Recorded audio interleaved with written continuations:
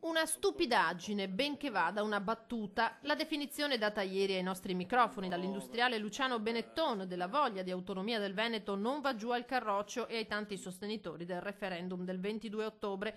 Istanze senza senso, ha aggiunto l'imprenditore di Ponzano, riferendosi sia all'autonomia del Veneto che all'indipendenza della Catalogna.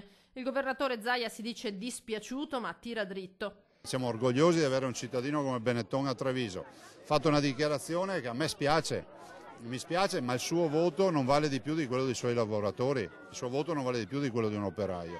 E voglio però anche dire che penso che lo abbiano mal informato, perché chi dice che l'autonomia è una stupidaggine vuol dire che dice che la Costituzione è una stupidaggine, e l'autonomia è scritta in Costituzione. E ne prendiamo atto, ci vorrà anche qualcuno che voti per il no.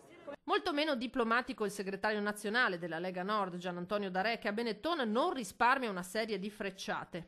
Benetton ha portato a casa naturalmente con un accordo pubblico-privato tutte le autostrade e quelle che erano le nostre grandi risorse sul territorio per dell'artigianato per quanto riguarda la maglieria sono state tutte delocalizzate e lo ringraziamo perché questa non è solo la colpa sua.